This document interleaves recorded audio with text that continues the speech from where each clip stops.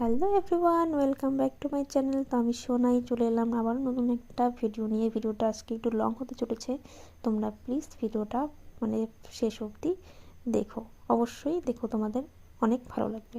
তো যাই হোক, আজকে হলো ছট পুজো। তো ছট পুজোর দিন আমরা যাবো আর কি ঘাটে। সেরকমভাবে আগে কোনোদিন যাওয়া হয়নি, বাবু পেটে থাকতে আমি একবার গিয়েছিলাম। তো সেই উপলক্ষেই আর কি আজকে ঘাটে যাবো। আর দেখো, যখন আমি বল দেখছি বা কোনো খেলা দেখছি, বাবুকে বলছি যে চোখ বন্ধ কর। তো যাই হোক, বাবুকে মায়ের মা দিদা আর অনেক এসেছে, ওদের কাছে দিয়ে আমরা চলে এসেছিলাম দুই বোন মিলে। এটা হলো আমার মামাতো বোন, ছোটো বোন। তো যাই হোক, ফল কিনতে চলে এসেছি। দেখো, আজকে ও থাকাতে কিন্তু আমার দারুণ সুবিধা হয়েছে, সব ভিডিও আমি ওকে বলেছি যে আমার সব কিছু ভিডিও দিয়ে করে দিবি। ও সেরকমভাবেই আমার সব রকম ভিডিও করে দিয়েছে, ফল কেনা থেকে সমস্ত রকম ভিডিও তোমরা দেখতে থাকো, অবশ্যই দেখতে পারবে যে আজকে আমার ক্যামেরাম্যান থাকাতে আমার কতটা সুবিধা হয়েছে। অ্যাকচুয়ালি কী বলো তো, ক্যামেরাম্যান থাকলে ভিডিও করতে অনেক সুবিধা হয়, কখন কি যদি টুকুস টুস করে দেয় না, অনেকটা ভালো হয়। তো যাই হোক, আমি এদিকে 5 রকমের ফল নিয়েছি।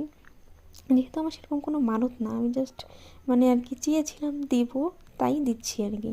ছট পুজো কী বা কীরকমভাবে কী করতে হয়, রীতিনীতি কোনো কিছুই আমি কিন্তু জানি না। যেহেতু ছট পুজোটা বিহারিদের মধ্যেই বেশি দেখা যায়, হিন্দুদের মধ্যে করে কিন্তু হিন্দুদের মধ্যে কম দেখা যায়। জানি না কীভাবে কী করতে লাগে। যাই হোক, আমি এদিকে ফল, মোমবাতি, আর যে দেখো তোমার থেকে মোমবাতি, ধূপকাঠি কী বলবো, আজকে সব রকম ভিডিও আমি তোমাদের সাথে শেয়ার করতে পারছি। একা হলে কী হয়, হয়ই না, কীভাবে কী করবো বলো, যদি একটা বাচ্চা থাকে তার মধ্যে আবার। আর বাবু কিন্তু কোনো জায়গায় গেলে আমাকে রেডি হতে দেখলেও সবসময় আমার কোলেই উঠতে চায়।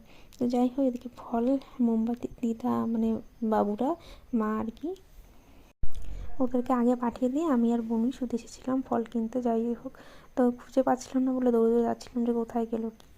যেহেতু বাচ্চা কাছে না থাকলে না, একটা টেনশনই হালকা রকম লাগে। তো যাই হোক, শেষ অবধি আমরা চলে ঘাটে চলে আসলাম। তো দেখোই কতটা কি ভিড়, অনেক ভিড়।